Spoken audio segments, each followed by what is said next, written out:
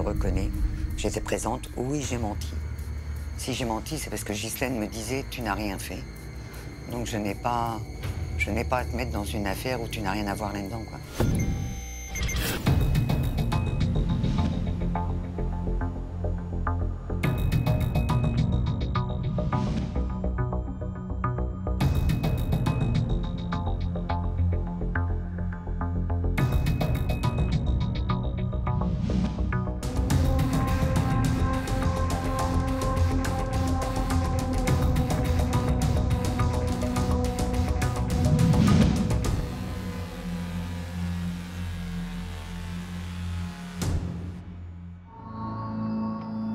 17 novembre 1998, vers 18 h, 2 policiers du commissariat de Honfleur prennent la route à travers la campagne normande.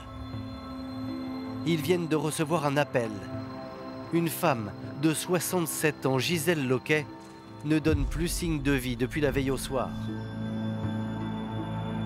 À l'extérieur de la grande maison normande, aucune lumière. Tout semble tranquille. Mais à travers la porte du salon, les 2 hommes ont une vision d'horreur. Au pied de la cheminée, cette image assez saisissante. Un corps réduit à l'état de cendre. On sent tout de suite la violence de l'incendie. C'est un policier de SRPJ qui m'apprend le décès de Gisèle. Elle avait des relations tendues avec sa belle-mère, qui était une véritable marâtre. Elle était quand même assez éprouvée, là, manifestement. Elle le dit. Je suis pour quelque chose dans le décès de Gisèle. La vérité, c'est qu'on a frappé chacune notre tour. Là, mettez tout sur le dos, mais tout. De A à Z. Plus on avance dans la lecture du dossier, plus on a l'impression de s'enfoncer dans l'obscurité. Si j'ai menti, c'est parce que Ghislaine me disait « tu n'as rien fait ». Donc je n'ai pas à te mettre dans une affaire où tu n'as rien à voir là-dedans. Commissariat de Caen, le 17 novembre 1998. Ce soir-là, je suis de permanence et c'est mon chef de service qui, aux environs de 23 h, m'appelle pour me signaler la découverte d'un corps, a priori calciné, dans une ferme aux alentours de Honfleur, à Équemoville. Dès l'aube, les policiers de Caen se rendent sur place à la fermette de la Jacquemée. Ce matin-là, il faisait très froid, on était aux alentours de 0 degré, peut-être un petit peu moins. Le temps était très gris. C'est une ferme qui est en bord de route, mais on y accède par un long chemin en terre qui nous amène vers cette maison typique du Pays d'Auge. Les policiers arrivent sur place, ils vont faire le tour de la maison. Il n'y a rien, il n'y a pas de trace d'effraction particulière. Ils s'aperçoivent qu'une porte, celle de la cuisine, n'est pas verrouillée et ils vont rentrer à l'intérieur de la maison. Là, dans cette arrière-cuisine, se trouvent des reliefs de repas de la vaisselle datant de la veille de 2 personnes. Les policiers pénètrent alors dans le salon. Au pied de la cheminée, cette image assez saisissante. Un corps réduit à l'état de cendre et d'un pied apparemment préservé du feu qui en sort. Donc une image très forte et qui démontre tout de suite, on sent tout de suite la violence de l'incendie. Manifestement, le corps devait être posé sur un fauteuil puisqu'on retrouve aussi des morceaux de bois de fauteuil dans cet amas de cendres. Pour tenter d'identifier le cadavre, les enquêteurs interrogent Colette, une voisine. C'est elle qui leur a signalé la veille la disparition de son ami. En observant le tas de cendres, la vieille dame est catégorique. C'est bien le chausson qui appartient à son ami. Plus de doute, il s'agit du corps calciné de Gisèle Loquet, 67 ans, qui gît devant la cheminée. Alors que s'est-il passé dans la ferme de la Jacquemée? À en croire le désordre qui règne dans la maison, il pourrait peut-être s'agir d'un cambriolage qui aurait mal tourné. Les placards sont ouverts, certains éléments de lingerie, draps et autres, sont au sol ou sur le lit. Toutes les armoires ont été vidées et descendues par terre. C'est pas compliqué, c'est que là, il y a eu quasiment ce qu'on pourrait dire un acharnement, si vous voulez. Mais chose étrange, rien ne semble avoir disparu. Et plus incroyable encore, le ou les auteurs du crime n'ont pas touché aux objets de valeur de la victime. Et il y en avait pourtant. Nous trouvons quelques pièces de monnaie sur la table, des bijoux. Et dans la montée de l'escalier, 3 sacs de toile de jute qui contenaient plusieurs centaines de pièces de monnaie. Si on a affaire à un crime de rôdeur, il n'aurait vraisemblablement pas laissé passer cette aubaine. Cette fouille n'est qu'un simulacre de fouille. Comme si on avait voulu faire croire qu'on avait affaire à un crime crapuleux. Arrivés sur place, les techniciens de la police scientifique ratissent la pièce à la recherche du moindre indice. Près du tas de cendres se trouvent les lunettes de la victime, ainsi que des traces de sang suggérant une lutte violente. Ce n'est pas tout, des mégots sont disséminés un peu partout dans la pièce. Et notamment dans un cendrier sur la table de séjour, des mégots de cigarettes par terre près des lunettes de la victime. Tout cela a été emmené au laboratoire. Le reste du corps réduit en cendres est transporté au service de médecine légale du CHU de Caen. Vu l'état du cadavre, c'est un objet retrouvé dans les cendres qui permettra d'identifier avec certitude la victime. C'est une chevalière qu'on va retrouver dans le tas de cendres qui va permettre d'identifier Gisèle Loquet. Quant aux causes de la mort, le corps est trop carbonisé pour permettre de les déterminer. L'enquête sur la mort de Gisèle Loquet commence. D'après l'état civil, la victime est veuve et n'a pour seule famille que les 2 enfants de son défunt mari, Christophe et Ghislaine. Ce sont eux qui sont les premiers à apprendre la terrible nouvelle. C'est un policier de SRPJ qui m'apprend le décès de Gisèle. Il me dit j'ai une mauvaise nouvelle à vous annoncer. Gisèle Loquet est décédée. Quant au frère de Ghislaine, Christophe, il semble détaché lorsque Valérie, sa compagne, lui apprend la nouvelle. Christophe était surpris. Il me dit, bah merde. Je m'en rappelle. Bah merde, qu'est-ce qui s'est passé? Dans le pays d'Auge, Gisèle Loquet est une figure locale. Sa famille était à la tête d'une véritable institution, l'Auberge de la Truite. En 1975, Gisèle se marie avec Bernard Loquet, un homme durement touché par 2 décès tragiques, celui d'une de ses filles, Isabelle, et celui de sa femme. À chaque fois, dans un accident de voiture. Cependant, Bernard a toujours donné de lui l'image d'un homme courageux, qui fait face. Papa passait beaucoup de temps à ses loisirs, la chasse, le bal-trap et les copains. Je pense que c'était sa façon de faire son deuil par rapport à ma mère et à Isabelle, notre petite sœur. Christophe et Ghislaine sont âgés de 13 et 3 ans lorsque leur mère meurt. Gisèle, leur nouvelle belle-mère, les accueille sous son toit, mais ne leur accorde que très peu de temps. D'autant qu'après avoir tenu l'Auberge de la Truite, Bernard et Gisèle achètent un bar PMU à Honfleur, puis une brasserie à Cabourg, une station balnéaire de la côte normande. Gisèle Loquet est décrite par tout le monde comme une femme dure, avec du tempérament. C'est quelqu'un qui a eu du caractère, mais du gros caractère, attention. C'est pas du caractère qui tient la route. Et sinon, c'était très gentil. Quand elle appréciait les gens. Si elle n'appréciait pas, c'est mort.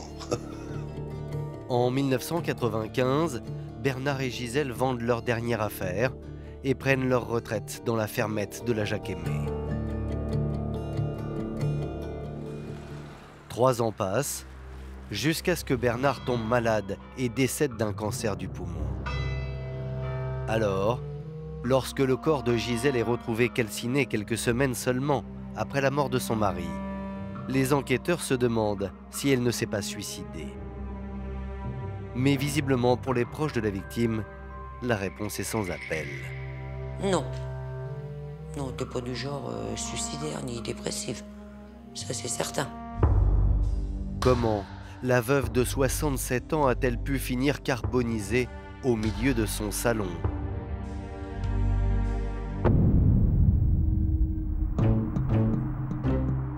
Dans la région, l'étrange décès de Gisèle est au cœur de toutes les discussions. Les gens ils sont sous le choc parce que bon, c'est a priori un crime, mais il faut savoir aussi que le Pays d'Auge est une région peu criminogène. Dans le département du Calvados, c'est une moyenne, hein. Vous avez 4 crimes qui sont commis chaque année. Dans le village, les gens parlent. Et très vite, faute de pouvoir mettre un visage sur le ou les assassins de Gisèle Loquet, les théories les plus farfelues voient le jour. Nous avons été sollicités, nous avons été presque démarchés par des spécialistes en combustion spontanée. Rapidement, les policiers découvrent que Gisèle Loquet avait un penchant pour l'alcool. Et d'après les mauvaises langues, à cause de cela, la retraitée se serait embrasée comme une torche. On nous a expliqué qu'un corps imbibé d'alcool auprès d'une cheminée pouvait se consumer de manière imprévue et sans aucun apport extérieur. On évoque l'affaire Mary Reiser, qui date de 1951, où une Américaine du même âge avait été retrouvée morte calcinée. Et c'est pareil, il restait un pied dans une chaussure. Le mystère de la Jacques Aimé fait couler de l'encre, car la justice doit maintenant se prononcer. S'agit-il d'un incendie criminel ou d'un accident? 2 experts vont se pencher sur la question. Ils ne vont pas dire la même chose. Je dirais même que c'est diamétralement opposé. Le premier dit qu'il n'est pas possible qu'un corps puisse être entièrement détruit par un feu, par des flammes, sans un accélérateur, genre fuel ou essence. Le premier expert parle donc de mise en scène opérée par une main extérieure. Le deuxième expert a posé 6 kilos de viande de bœuf sur le fauteuil. Et après quelques heures de combustion, aidé par le textile du fauteuil, la viande avait totalement disparu. Alors Gisèle Loquet aurait-elle commis une imprudence en s'endormant trop près du feu? Ou quelqu'un aurait-il incendié son corps pour effacer les traces de son crime? Pour les hommes de la SRPJ de Caen, la piste criminelle ne fait aucun doute.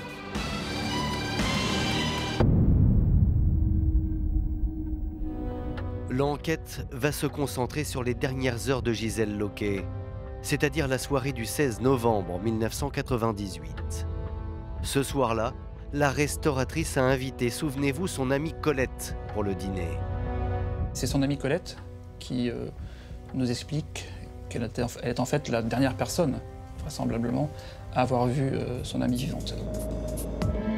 Au menu, huîtres et champagne. Un dîner plutôt festif, jusqu'à 23 h, heure à laquelle Colette prend congé. Et ce n'est que le lendemain matin, soit le 17 novembre, que Colette va s'inquiéter. Colette essaie de prendre des nouvelles de son amie dans la journée. Elle l'appelle à plusieurs reprises. Pas de réponse au téléphone. La suite, les policiers la connaissent. Colette appelle les secours et en parlant aux enquêteurs sans le vouloir, elle va donner une information capitale. Ce que nous disait Colette, c'est que Gisèle avait l'habitude de boire son café dans ce bol. Avant de mourir, Gisèle Loquet aurait donc pris son petit déjeuner. Les enquêteurs en déduisent qu'elle était encore vivante le matin du 17 novembre. Nous découvrons dans l'embrasure la porte d'entrée une carte de visite d'un vendeur de cidre. Il est venu ce jour-là, vers midi, pour rencontrer Madame Loquet. Il trouve porte close. Il aperçoit une lueur, ce qu'il pense être la cheminée, qui est en fait le corps de Madame Loquet qui brûle. Nous pensons que la mort est survenue entre 6 h du matin, lever de Madame Loquet, et midi, l'arrivée de ce témoin. Que s'est-il passé dans la fermette de la Jacquemet entre 6 h du matin et midi? Des témoignages ne vont pas tarder à mettre les enquêteurs sur une piste.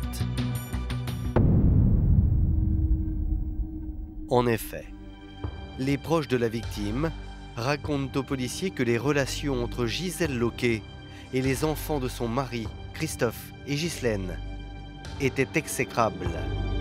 Les beaux enfants allaient éviter d'en parler. Quand on en parlait, ça le faisait pas, quoi. Mais attention, hein, aussi bien de ce côté que du leur. Hein. Leur relation n'était pas au top, disons. Ils s'entendaient pas, voilà. Quand Ghislaine arrivait au bar, quand elle la voyait arriver, son visage changeait d'expression. On voyait bien que ça allait mal se passer. Mais celui qui intéresse le plus les enquêteurs, c'est Christophe Loquet, 26 ans. Nous apprenons, notamment par nos collègues de Honfleur, que Christophe, quelques mois avant la mort de son père, s'était fâché avec lui au point de se battre avec lui et de lui casser le bras. Frapper son père, pourquoi pas frapper la belle-mère, hein. Donc, tout de suite, on a pensé à lui. Hein. Dès lors, les enquêteurs vont privilégier la thèse d'un drame familial. Christophe, le beau-fils de Gisèle, devient le suspect numéro 1. Il est placé en garde à vue. On a vérifié en long, en large et en travers son emploi du temps. Et l'alibi de Christophe semble solide. Le jeune homme raconte que le 16 novembre 1998, dans la soirée, il a rejoint des amis pour une grande partie de chasse et qu'il est resté avec eux toute la nuit jusqu'au lendemain midi.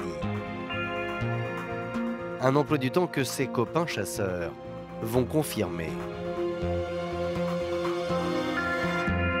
Son alibi nous semble solide. Ses camarades de chasse n'ont, a priori, pas de raison, ne vont pas courir le risque de le couvrir pour une affaire aussi grave.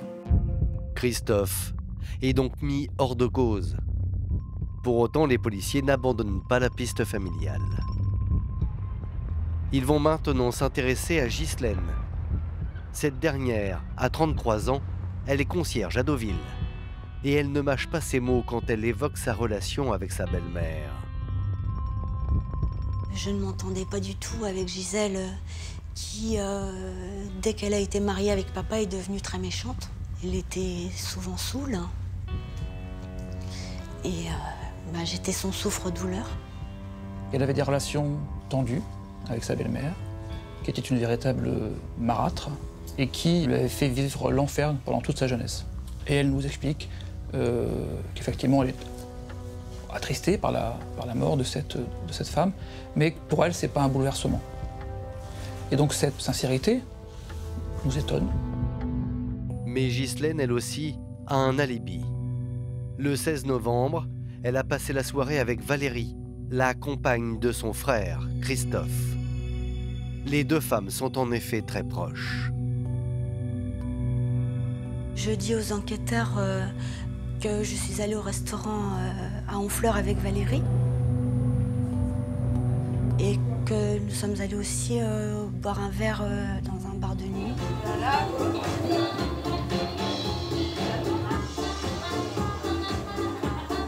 Après le bar, on commençait à être un petit peu fatigués, donc nous sommes retournés chez Ghislaine. C'était à peu près minuit. Nous nous sommes couchés et puis voilà ce que je raconte à la police. Cette nuit-là, les deux femmes passent la nuit à Deauville, chez Ghislaine, et restent ensemble jusqu'au 17 novembre, à midi.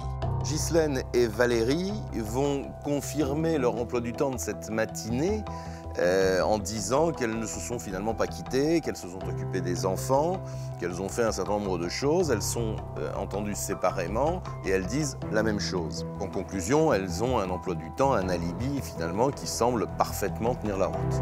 Si l'on en croit leurs déclarations, Ghislaine et Valérie n'étaient donc pas dans la fermette de la Jacques-Aimé à l'heure du drame. Dès lors, comment expliquer que l'ADN des deux femmes ait été retrouvé sur les mégots de cigarettes et les tasses à café découverts sur la scène de crime? Ghislaine et Valérie donnent une explication. Le 15 novembre, 2 jours avant sa mort, elles ont rendu visite à Gisèle, la restauratrice. Ghislaine était venue récupérer un souvenir de son père, tout juste décédé. C'est le fameux jour où je suis montée avec Ghislaine pour récupérer la casquette de son père. Parce que Gisèle n'avait rien proposé, même pas un petit souvenir, un truc. Et puis moi, j'attache de l'importance à tout ça, quoi. Elle m'a dit oui, tu peux la prendre. C'est donc le dernier contact qu'elles auraient eu avec la victime. Ghislaine, Valérie et Christophe ont tous un alibi pour la matinée du crime. Pourtant, la suite de l'enquête va étayer un peu plus la conviction des policiers. C'est dans le huis clos de cette famille recomposée que le drame a dû se nouer.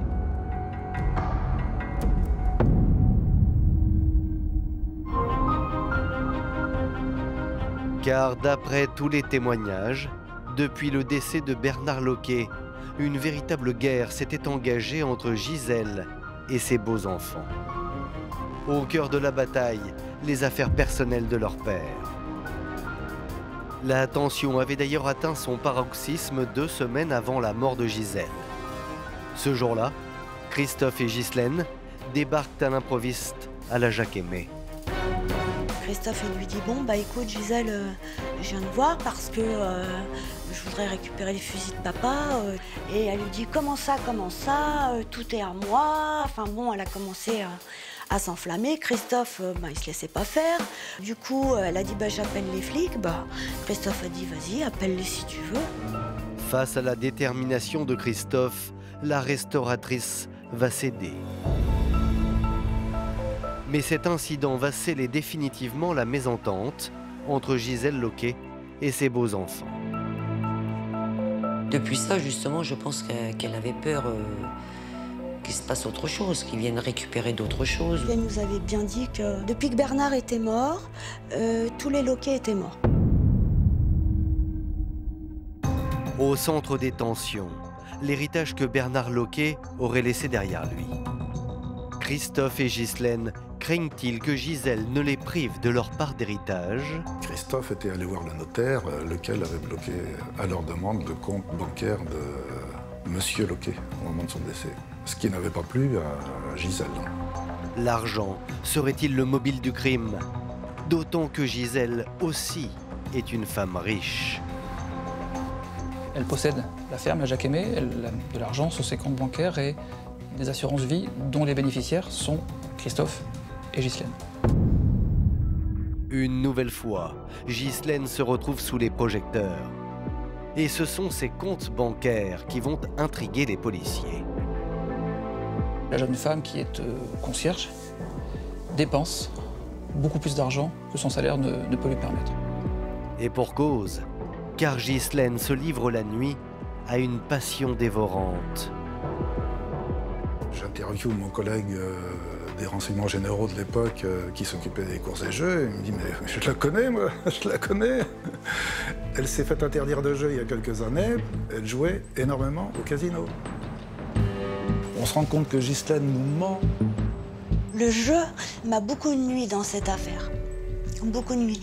Parce qu'il est vrai que j'ai emprunté de l'argent à ma famille.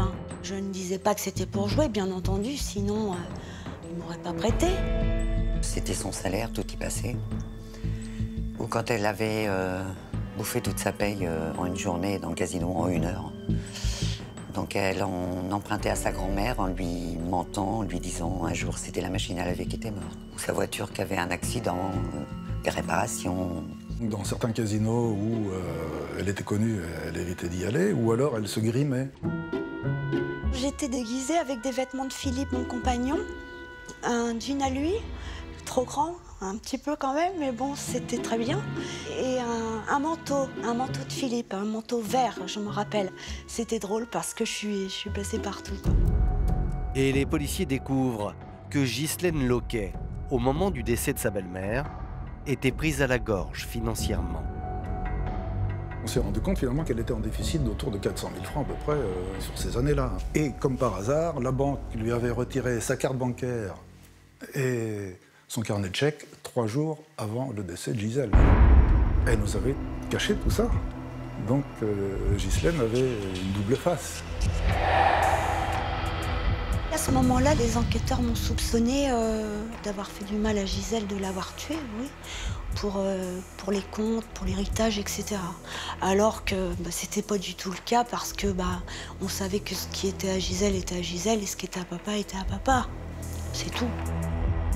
Le 29 mars 1999, les policiers placent Ghislaine Loquet en garde à vue.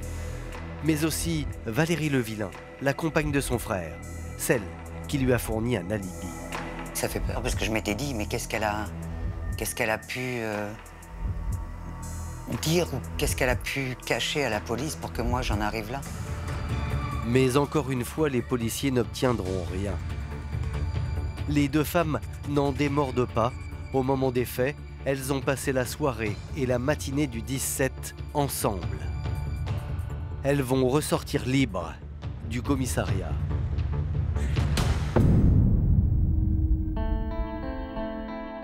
Au bout de 10 mois, l'enquête est au point mort. Les policiers n'ont pas l'ombre d'une piste. Mais le 3 septembre 1999, un mystérieux coup de téléphone va changer le cours des choses. Au bout du fil, Ghislaine Loquet. Elle donne rendez-vous aux policiers dans le petit cimetière où est enterré son père, sans leur fournir la moindre explication.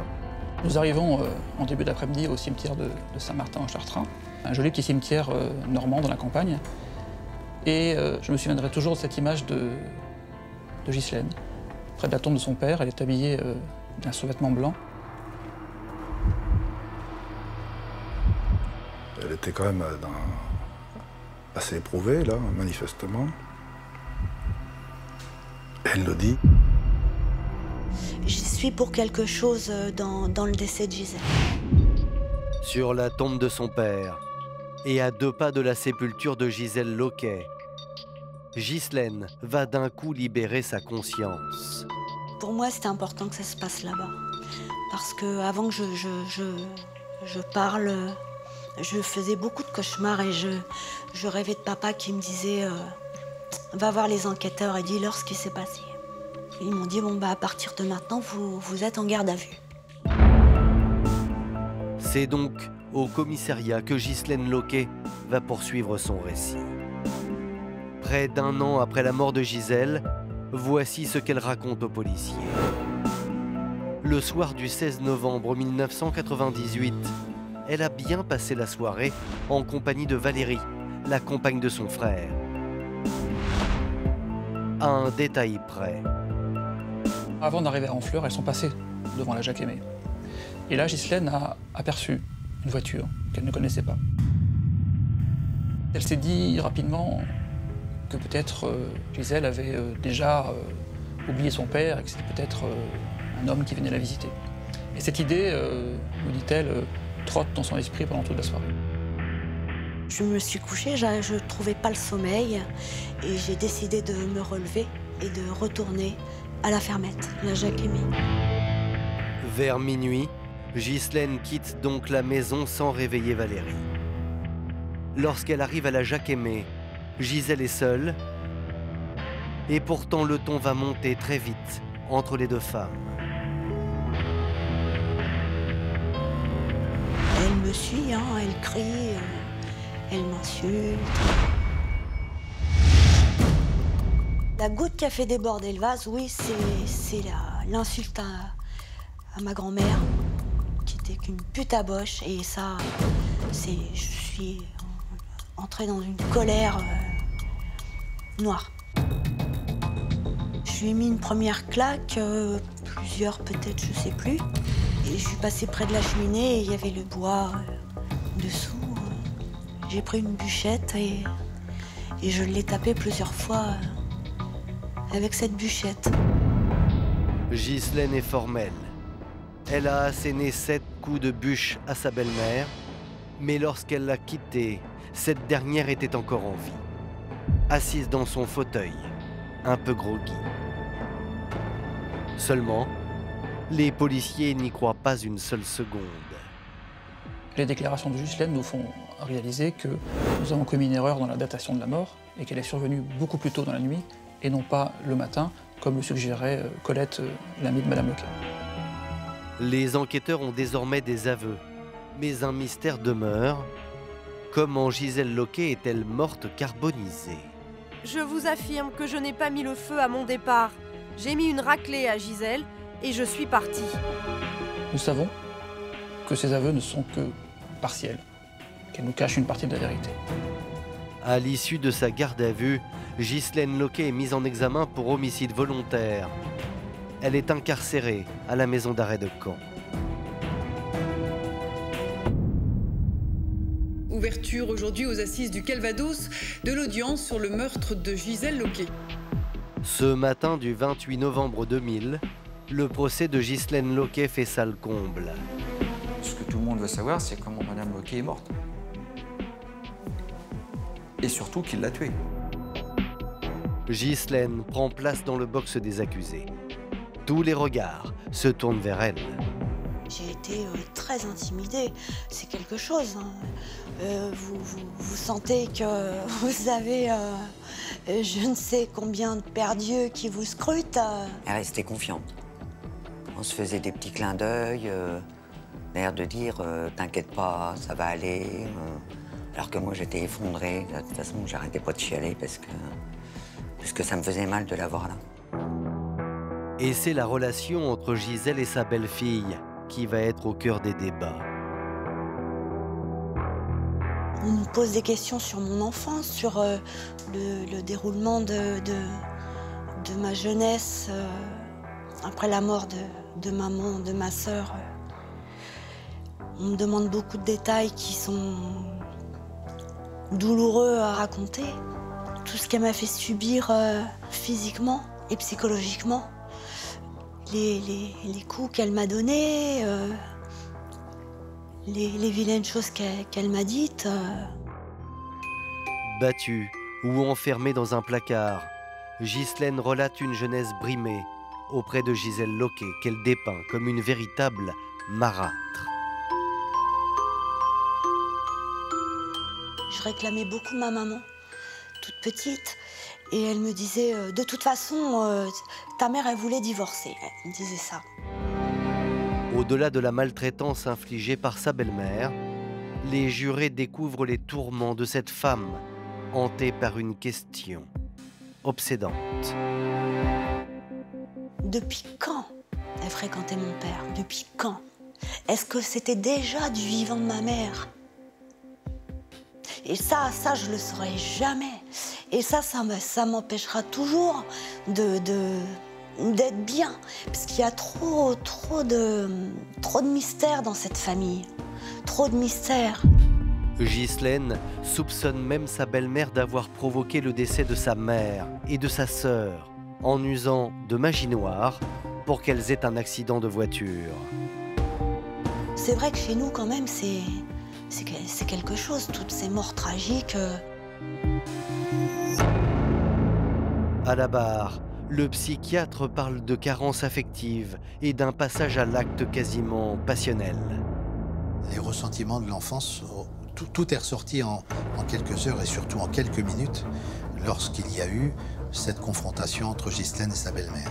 Elle reconnaît avoir donné des claques puis des coups de bûchette sur la personne de Gisèle Loquet. Et Ghislaine de raconter pourquoi, ce soir de novembre 1998, elle s'est levée en pleine nuit pour rendre visite à sa belle-mère. J'avais besoin que Gisèle disent, avouent, reconnaissent qu'elle avait été une marâtre avec mon frère et moi. J'avais besoin de ça pour aller mieux, pour sortir de cette dépression. Devant la cour, la jeune femme fait forte impression. Elle devient une sorte de Cendrillon qui, au bout de 28 années de malheur, s'est rebellée pour la première fois. Par moments, on a presque l'impression que c'est une oratrice professionnelle, brillante, qui ne cédera en rien, qui ne tombera dans aucun piège tendu soit par les avocats, soit par l'avocat général. Elle se bat pied à pied contre l'accusation. Très émue, sa belle-sœur Valérie est appelée à témoigner. J'ai rien pu dire. J'ai été quoi? J'ai été 5 minutes à la barre, c'est tout. Je pouvais rien dire. Après 2 jours d'audience, Ghislaine le jure. Lorsqu'elle est partie le 17 novembre 1998, sa belle-mère était encore en vie. Elle ne l'a pas tuée. Mais pour l'avocat général, l'accusé ment. Dans son réquisitoire, il se montre intransigeant, intraitable. Il considère que l'accusée a agi sciemment, volontairement, qu'elle a eu l'intention de donner la mort, qu'elle a utilisé une violence qu'il qualifie d'inouïe. Il va demander une peine de 12 ans de réclusion criminelle.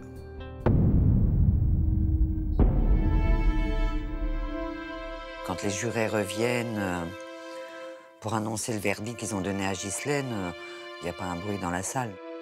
Dans un silence de plomb, la salle retient son souffle et la sentence tombe. 7 ans de réclusion criminelle. Je me suis écroulée, hein. Je me rappelle, j'ai appelé ma mère. Pour moi, c'était énorme. C'est vrai que quand on vous dit 7 ans, 7 ans en prison, non. Non, c'est pas possible, c'est pas possible. C'est injuste. Elle était mal jugée. C'est dégueulasse. C'est mal fait. Ils sont inhumains, ces gens-là. Parce que ma belle-sœur reste là enfermée, et puis eux, ils s'en foutent. Seul lot de consolation pour Ghislaine Loquet, les jurés ne l'ont pas condamnée pour meurtre, mais pour coups et blessures ayant entraîné la mort sans intention de la donner. Après 2 ans d'enquête et un procès, le mystère de la Jacques-Aimé plane toujours. Mais fait rarissime dans les annales judiciaires, l'affaire va connaître un nouveau rebondissement avec, dans le box, une nouvelle accusée.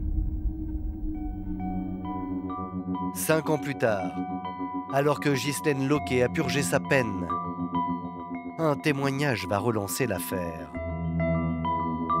En 2005, le dossier revient sur mon bureau de manière assez surprenante. Une certaine Sylvie est entendue par un juge d'instruction pour une affaire de maltraitance sur enfant. C'est Valérie Levillain, sa collègue de travail, qui l'a dénoncée. Et à la dernière question de son audition, Sylvie va faire au magistrat une révélation fracassante. Sylvie, elle dit effectivement, j'ai maltraité mes enfants, mais celle qui m'accuse a commis bien pire. Elle a participé au meurtre de Madame Loquet avec sa belle-sœur. Si l'on en croit les déclarations de Sylvie, Valérie Levillain, la belle-sœur de Ghislaine, a donc menti depuis le début. Elle serait, en fait, directement impliquée dans la mort de Gisèle Loquet. En avril 2006, une information judiciaire est ouverte pour homicide volontaire. Les policiers reprennent l'enquête à zéro. Nous savons d'emblée que l'enquête va être peut-être plus difficile que la première. Nous n'avons plus d'éléments matériels, les scellés ont été détruits, la ferme elle-même a été détruite, laisse en place un projet immobilier. Nous savons d'emblée que nous allons devoir nous contenter d'éventuels témoignages. Une seule personne peut peut-être les aider. C'est Ghislaine Loquet, qui grâce aux remises de peine est sortie de prison. Le 20 septembre 2006, elle est convoquée au commissariat par le lieutenant Yannick Leroy. J'ai revu Monsieur Leroy avec son collègue qui m'a dit « Bon, Ghislaine, maintenant ça suffit, on aimerait bien avoir la vraie histoire. » J'ai répondu à Monsieur Leroy que rien n'avait changé, que j'étais seule ce soir-là. On s'attendait à ce qu'elle nous confirme qu'elle était seule, on ne s'attendait pas du tout à ce qu'elle nous dise le contraire. Nous, ce qui nous intéressait, c'était de voir comment elle réagissait par rapport à cette nouvelle information et puis surtout à cette nouvelle enquête. C'était ça qui nous importait. Les enquêteurs ont tout prévu. Ils ont placé Ghislaine Loquet sur écoute. Et 2 jours plus tard, Thierry Breuss entend une conversation entre Ghislaine et son fils Paul. Il rentre dans mon bureau et me dit « ça y est, on a la preuve ». Ghislaine a raconté à son fils son audition. Et voici ce que le jeune homme lui répond. Son fils a une réaction spontanée. Et il lui répond « Alors, ils savent que tu n'étais pas toute seule ». Elle va croire que tu l'as balancé. Tais-toi, tais-toi. J'étais toute seule, point final. J'étais toute seule. Pour les enquêteurs, désormais, les choses sont claires. Ghislaine avait bien une complice, et ils la connaissent. La seule plausible, c'est Valérie Levillain. Le 9 octobre 2006, les enquêteurs placent Valérie Levillain en garde à vue. Ma fille m'appelle, elle me dit « Maman, il y a la police qui veulent te voir. » Bon. Ok, d'accord. Je monte dans la voiture de la police et puis là, ils ont complètement changé. Ils sont devenus froids, enfin, plus un sourire, plus rien, livides. Ils me disent « Bon, ben, voilà. » Ça m'a marqué. Il est 19h15. À partir de maintenant, vous êtes en garde à vue. Donc on est descendu au commissariat. Ils m'ont mis dans une espèce de geôle sans rien m'expliquer.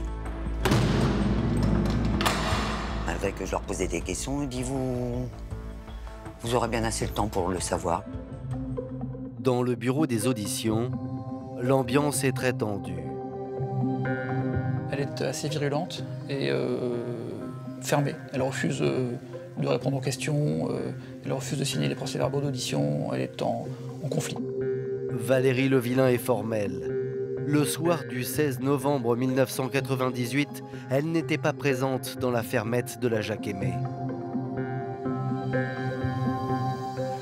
La pression monte d'un cran lorsque les enquêteurs brandissent une nouvelle déposition reçue par fax. Elle est signée par la propre sœur de Valérie et la jeune femme ne mâche pas ses mots. Valérie Levillain a achevé Gisèle. Vous êtes bien sûr, c'est bien le terme achevé qu'elle a employé. Oui, elle a bien dit qu'elle avait achevé Gisèle. Je m'étais dit, ça c'est une astuce de flic. Parce que les flics sont très forts pour plaider le faux pour savoir le vrai. Donc je leur dis non. D'abord, c'est un mot que je n'emploie pas, et puis je dis c'est pas possible. Je leur dis c'est pas possible. Pour autant, les enquêteurs ne lâchent pas Valérie Levillain. Ils pensent faire basculer Valérie lorsqu'ils avancent la pièce maîtresse de leur accusation, c'est la présence du mégot. Un mégot qui supporte l'ADN de Valérie, à côté du cadavre. Valérie va dire « Oui, effectivement, c'est possible que vous ayez retrouvé un mégot m'appartenant dans cette pièce. J'y suis passé 2 jours avant. » Maintenant, Valérie est interrogée sur les déclarations de Sylvie, la femme qui l'avait dénoncée à la juge d'instruction. Une fois encore, elle a réponse à tout. Pour moi, elle a juste voulu se venger parce que du coup, elle était privée de ses enfants. Et elle savait que moi, en privant de mes enfants, c'était la pire des choses qui pouvaient m'arriver. Tu peux me priver de tout, enfin, on peut me priver de tout ce qu'on veut, mais pas mes enfants. Face à une Valérie Levillain récalcitrante, les enquêteurs décident de tout miser sur Ghislaine Loquet. Le lendemain, elle est placée en garde à vue. Et presque 8 ans après le drame, les policiers vont entendre une toute nouvelle version. J'avoue aux policiers que Valérie était là effectivement et que j'ai frappé la première et qu'ensuite Valérie l'a frappée aussi. Après l'avoir frappée, nous avions laissé Gisèle dans sa maison, assise dans son fauteuil, bien consciente et bien vivante. Alors, pour faire craquer Valérie, les enquêteurs vont lui lire immédiatement l'audition de sa belle-sœur. Et cette fois, Valérie vacille et va changer de version. Oui, je reconnais. J'étais présente. Oui, j'ai menti. Si j'ai menti, c'est parce que Ghislaine me disait « tu n'as rien fait ». Donc je n'ai pas à te mettre dans une affaire où tu n'as rien à voir là-dedans, quoi. Valérie l'avoue. Elle était bien à la fermette aux côtés de Ghislaine le 16 novembre 1998. Mais seulement, elle n'a pas levé la main sur Gisèle. J'étais là dans la chambre de Bernard qui se trouve au rez-de-chaussée. C'est quand je me suis retrouvée dans la pièce que j'ai vu qu'elles se battaient toutes les deux. C'est là que Ghislaine, elle avait l'espèce de petit bout de bois dans la main et qu'on a mis un coup à Gisèle. Je me suis mise entre elles deux en disant d'arrêter, que ça allait trop loin, quoi. Face aux policiers, Ghislaine et Valérie sont en tout cas d'accord sur un point. Gisèle était encore en vie lorsqu'elles sont parties de la fermette. L'affaire reste malgré tout encore assez obscure, puisque les deux femmes n'ont pas la même version sur les faits qui se sont déroulés ce soir-là. Plus on avance dans la lecture du dossier et plus on lit les déclarations des uns et des autres, plus on a l'impression de s'enfoncer dans l'obscurité. Qui a tué Gisèle Loquet? Les deux femmes l'ont-elles frappée? Pourquoi Ghislaine a-t-elle attendu 8 ans avant de dénoncer sa belle-sœur Valérie? Beaucoup de questions et peu de réponses. Et Ghislaine, elle me disait je serais seule à prendre parce que toi, t'as rien fait. Je me suis servi de toi, quoi. Tu m'as servi de témoin. Mais il n'y a pas eu un pacte où... Non, il n'y a pas eu de pacte de mis entre nous deux. Mais Ghislaine n'est pas du même avis.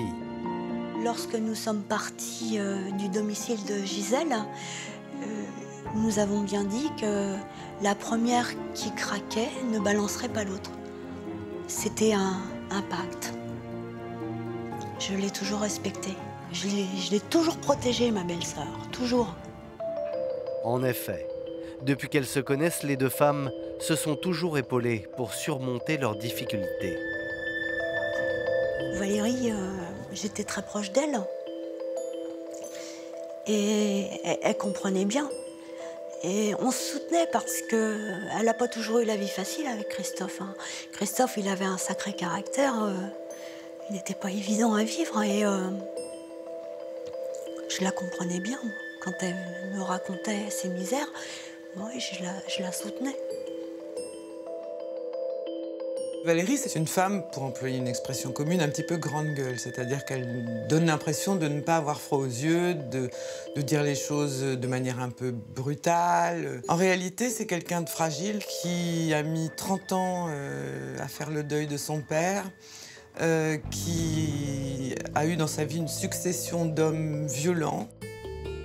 Les deux femmes présentent de nombreuses similitudes dans leur parcours. C'est ce qu'a révélé Jean-Pierre Choquet, le psychiatre, qui les a rencontrées toutes les deux. Je pense que ce sont deux femmes qui ont beaucoup souffert, qui se sont épaulées mutuellement, qui ont cru retrouver l'une dans l'autre une béquille affective qui leur manquait. Et malheureusement, ce qui aurait pu rester une belle amitié s'est terminé tragiquement. Depuis la condamnation de Ghislaine en 2000, les deux femmes ont définitivement coupé les ponts. J'ai été un petit peu quand même, un petit peu amère, contrariée, parce que moi j'ai pris 7 ans pour ces coups que j'ai donnés, et je la défends, je fais ce que je peux, et elle vient plus me voir au parloir. On s'est fâchés toutes les deux pour une histoire d'enfant. Donc c'est là que je lui ai dit que c'est pas que je la ne soutiendrai plus, mais je lui ai dit maintenant je viendrai plus, quoi. Ghislaine aurait très mal vécu cet abandon de la part de celle qu'elle considérait comme une sœur. Alors a-t-elle voulu se venger en dénonçant Valérie? Je suis restée en détention provisoire pendant 5 mois. Ça a été la pire période de ma vie. Le 2 avril 2010, une reconstitution est organisée ici, à Lisieux. Il s'agit de déterminer les rôles précis de Ghislaine Loquet et de Valérie Levillain. Mon rôle ce soir-là, c'est... on est venu, j'ai fouillé la maison, et on est reparti. Je pensais que Valérie dirait vraiment ce qui s'était passé. Et en fait, non. Elle restait sur sa version qu'elle n'avait pas touché Gisèle. J'étais pas une balance, c'était pas à moi de dire. Chacune des deux femmes campe sur ses positions. Et puis en fin de matinée, Ghislaine Loquet dit à la juge j'ai décidé de parler. Et cette fois-ci, Ghislaine va aller encore plus loin dans ses révélations. La vérité, c'est qu'on a frappé chacune notre tour Gisèle, moi la première, Valérie ensuite. Elle a étranglé Gisèle. On a mis Gisèle dans le fauteuil. Et le bout du drap, on l'a mis dans la cheminée. À en croire Ghislaine, Valérie serait donc la meurtrière. Là, elle mettait tout sur le dos, mais tout.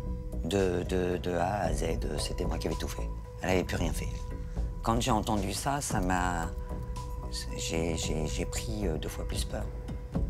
De toute façon, j'ai refusé de faire tout ce que Ghislaine disait à la reconstitution. Elle se rend compte que Ghislaine, qui était une amie proche, est devenue une ennemie acharnée. Elle n'apporte jamais 2 fois de suite la même version. Face à la constance de Valérie, c'est quand même frappant. Les enquêteurs, quant à eux, en sont persuadés.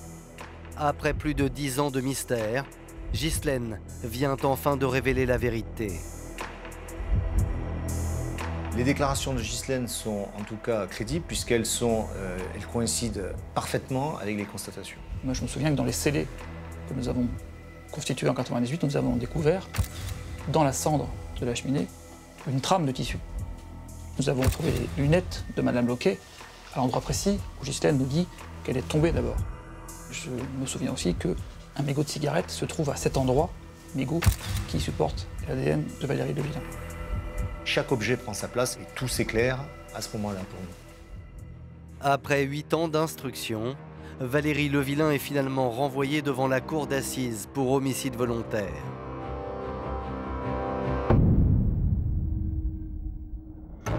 Le 12 octobre 2014, son procès s'ouvre au palais de justice de Caen. Valérie comparaît libre devant une salle bien remplie. Je crois que j'avais surtout peur du regard des gens qui étaient là.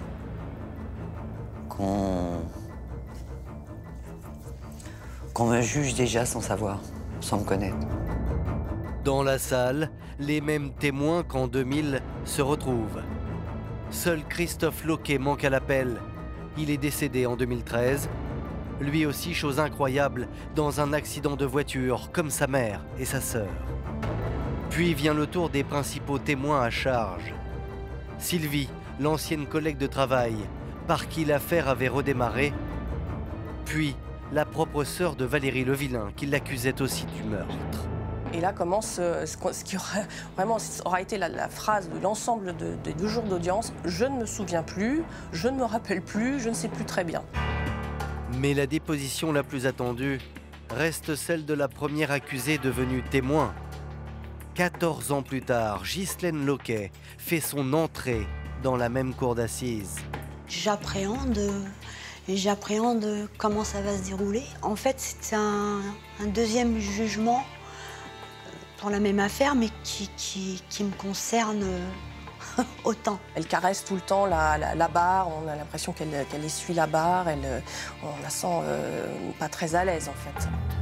Ghislaine livre son dernier récit de la soirée du 16 novembre 1998. Ce qui m'a traumatisé le plus dans son énième version à Ghislaine, c'est que elle racontait que je m'étais mise à califourchon sur Gisèle pour l'étrangler. Il n'y a plus d'enjeu pour Ghislaine. Elle a été condamnée, elle a purgé sa peine, elle ne peut pas être condamnée de nouveau. Donc là, elle peut laisser libre cours à son imagination sans limite. Mais malheureusement, elle est incapable de donner la moindre précision sur ce qu'elle indique. L'avocate de la défense ne va pas lâcher Ghislaine Loquet et la presse de questions. Mais celle-ci s'embourbe, élude, ne se souvient plus. Je ne sais plus exactement comment ça s'est passé, à quel moment précis. On m'a reproché de mentir, de redire une autre version, mais franchement, je sais plus. Elle a du mal à se regarder comme quelqu'un qui a tué sa belle-mère. Et je pense que se décharger du fardeau de la responsabilité de la mort de Gisèle sur Valérie, ça favorise son bien-être psychique. Ghislaine finit par indiquer à l'avocate qu'elle ne répondra plus à ses questions et elle quitte la barre. Lorsque vient son tour de requérir, l'avocat général est formel. Pour lui, Valérie Levillain est coupable. Pour lui, il parle de mise en scène macabre. Il y a eu strangulation, elle l'a achevé, comme a pu le dire Ghislaine Loquet. Et il requiert 12 ans. Je me suis dit, c'est pas possible, mais là, c'est un cauchemar. 12 ans. 12 ans juste pour une présence. L'avocate de Valérie Levillain soulève le doute qui doit profiter à l'accusé. Rien ne prouve formellement que Gisèle Loquet était décédée lorsque les deux femmes ont quitté la maison. Elle plaide donc l'acquittement. La cour se retire pour délibérer. 3 heures passent. Je retourne dans la salle, complètement stressée, je tremblais, oh, j'étais complètement ailleurs. À la première question, la cour a répondu non. Elle me dit, mais qu'est-ce que ça veut dire? Et je lui dis, ça veut dire que vous êtes acquitté. La présidente a fini par le dire, mais ça a été vite, mais à la fois, j'ai l'impression que ça a mis 20 minutes. Et quand j'ai entendu acquitté de la part de Madame la Présidente, j'avais plus de force. Je me suis écroulée, je crois que c'est Maître Duriguerac qui m'a retenue et j'étais livide. J'avais plus de force, j'étais livide de tout. Soulagée, mais livide. Valérie Levillain est donc innocente du meurtre de Gisèle Loquet. Discrète au fond de la salle, Ghislaine quitte le palais de justice. Je n'ai pas parlé à Valérie parce que on s'est perdu de vue. On s'est perdu de vue et puis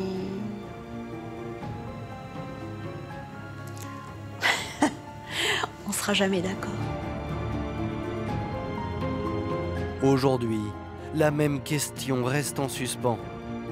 Comment est morte Gisèle Loquet ce 16 novembre 1998 dans cette petite ferme de Normandie?